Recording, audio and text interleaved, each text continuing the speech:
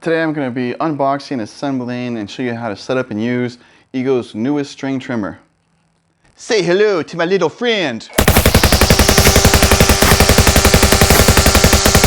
Nathan Cox, thanks for joining us around the home. Okay, some of you might be like, Nathan, don't you have enough string trimmers from Ego? Well, okay, I've got the two, right?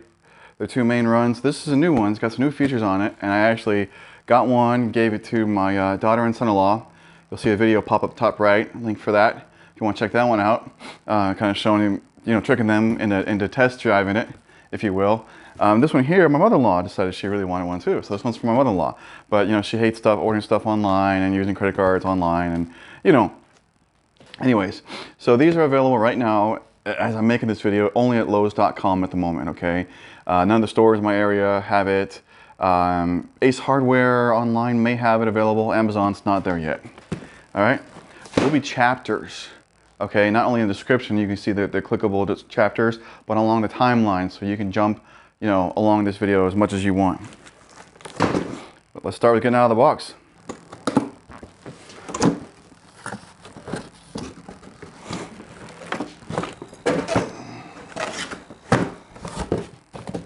Okay, so here obviously you've got the instruction booklet, warranty information. Do take the time and register this warranty. The warranty is on the main tool, the battery charger, and the battery itself, okay?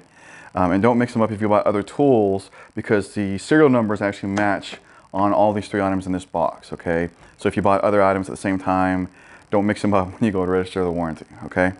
Also, to register the warranty, you have to buy it from authorized dealer, which is Lowe's or Lowe's.com, Ace Hardware, and Amazon.com, not a third party on Amazon. All right.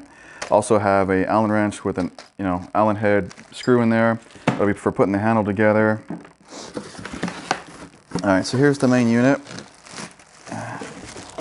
All right. We're just going to toss the bag off of that and set this on the ground. Come back to that.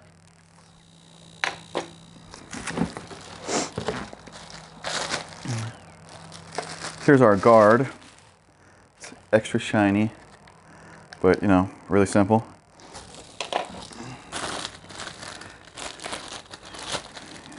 Got the main handle here. Okay.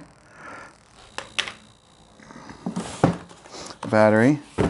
And this should be their newest generation with the power gauge on it, which was the one thing they really needed to change on their batteries. It is.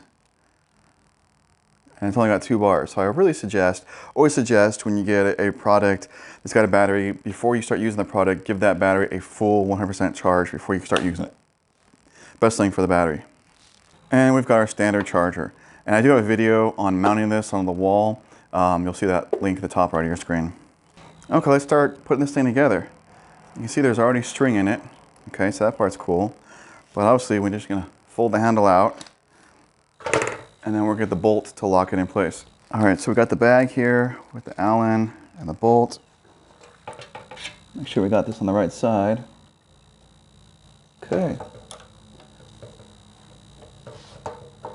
All right, now let's move on to the guard. And all we're gonna need is a simple standard #2 Phillips screwdriver for that. Okay, screws are already in their holes, so we're just gonna line it up with the weed eater, set that in place. Easy peasy. Now it's not necessary because you know the twine will cut it to pieces. You can take this tape off here, off this little cutter edge now. Of course it doesn't want to come off. Okay, we're gonna mount the secondary handle right now. And this one's different than the other ones. The other ones normally just had a screw clamp. All right, now this one here has actually got a quick release on it, which is going to give this a nice cool feature, which I'll show later in the using part of this video. For now, let's pop that loose.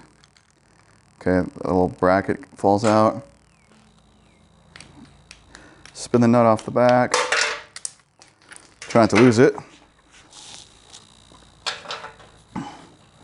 All right, so now it should be empty like that. Now the handle is going to want to be leaning, you know, back towards the motor, okay? So you don't want to like leaning this way. Sort of like this. Get the pole just kind of stabilized here on something. Get your handle lined up nicely and you're just going to push it on. Now that we've got the handle on all the way, we're just going to take the little insert, slide it in.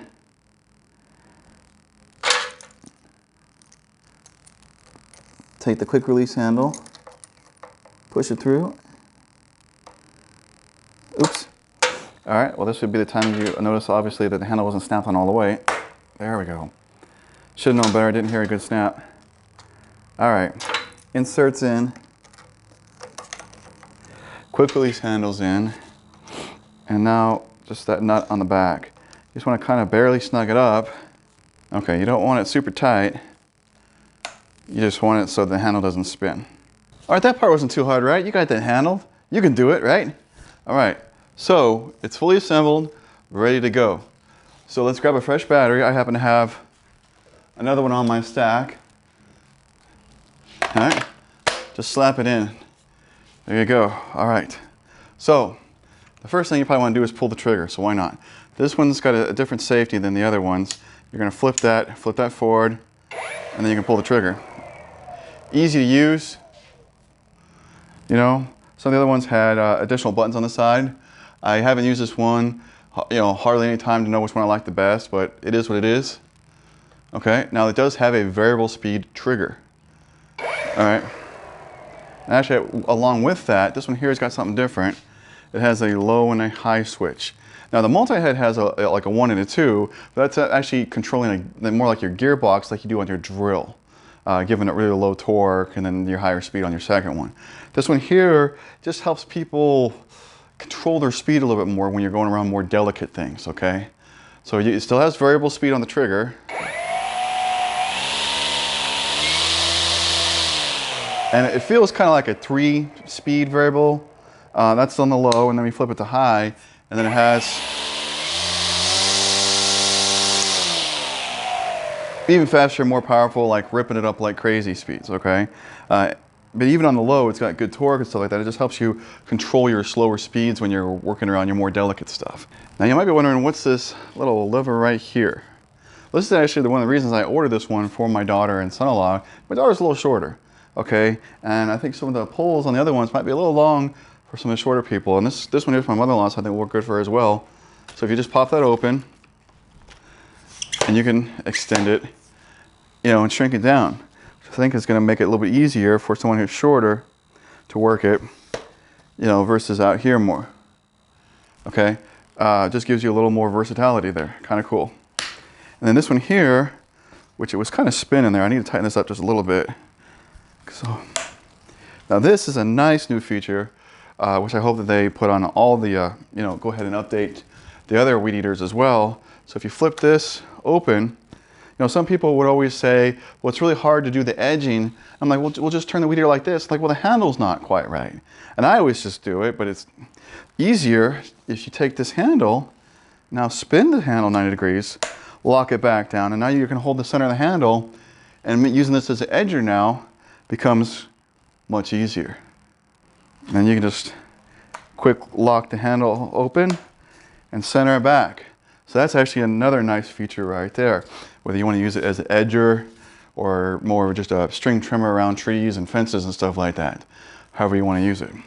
So those are all the main features. Let's talk about the power head now. How to load it, clear the jam, and just use it in general. All right, so this is a bump head design, not an auto feed. I know some of you might be like, I love my auto feed. You know, I got a Black & Decker with an auto feed. We know the problem with auto feeds is they waste a ton of string. All right, and it actually kind of handicaps you into not learning where the distance of the string is. And then, you know, when you do that, you don't use very much string. When the auto feed just keeps feeding it out slowly, and you just keep burning it up. Plus, this can use the .095, you know, the really thick, heavy string, which is awesome. To my knowledge, those auto feeders only can max out at like the .080. So how do you use the bump head? Well, let me show you. The bump head is super simple in design. Centrifugal force. You're probably wondering, what the heck is centrifugal force? Well, you know when you ride those rides at the fair that spin around real fast, you know, and it slams you towards that outside wall and you can't move? Okay, that's centrifugal force. So that's what this works on. So as you have to do it while it's spinning. That's why it's called a bump head. You tap it down on the ground, or you can even do it against like a wood fence or something like that. It clicks itself down, and then it releases like an inch or so of string, okay? And you heard it kind of cutting against this little edge cutter here. And that keeps it at the optimal length right there. All right, so the next question is going to be, is what happens if this gets jammed up? Maybe one side's feeding out, but the other one's not. Or just some other problem. Something's jammed up and the string's not working right. Well, we're going to open this up. Now there's two little neon green tabs, one there and one there on the other side, okay? And this power head is interesting because the older power head units, you can only turn one way. This one you can turn both, okay? But we're just going to, you really want to use your thumb because to be honest, it's a little stiff. But if you push towards the highest part right here, that's going to be the easiest spot to do it. And it's not terrible.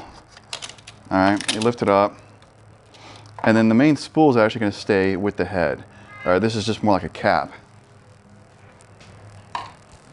And at this point here, you can do whatever you need and clear your jam and just pull it out. Okay, I'm not doing a very good job of pulling it out. It's easier when it's not so long.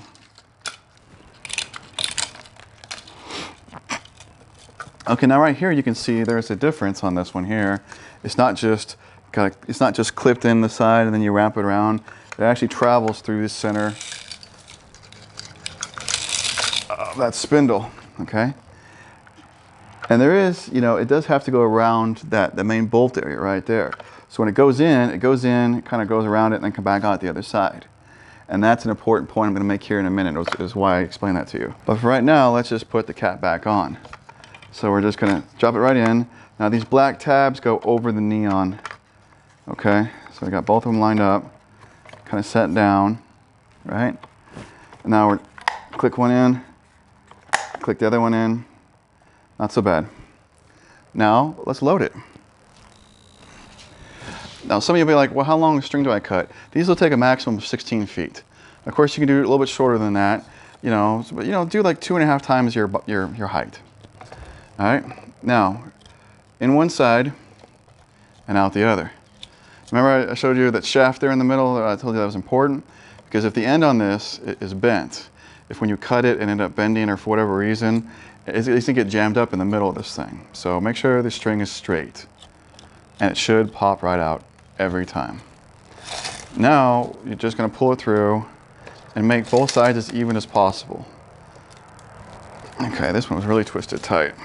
Okay, now when you're done fighting with the string and you're ready to put it in, just kind of hold both ends out loosely to the side, and there's a button right here. Okay, now you have to have the battery in to do this, of course. Just press the button in.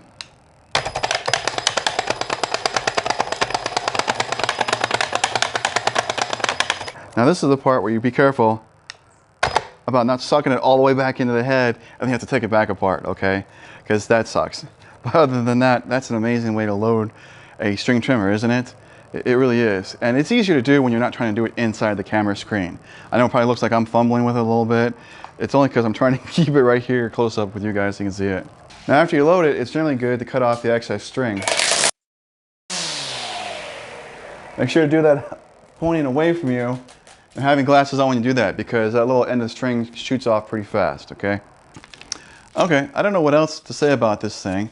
Really, we've gone through from head to toe, all the way from unboxing to how to use it and how to unjam it and all the features and functions and blah, blah, blah, blah, blah, And these ones here with the battery here and the, motor up front, they're balanced really, really well, And I think this one's listed at between 6.5 or 7 pounds. I can't remember.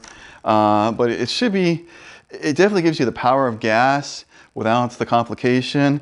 And hopefully it's light enough for just about anyone could use it. I really think it is. That's why this one's going to my mother-in-law.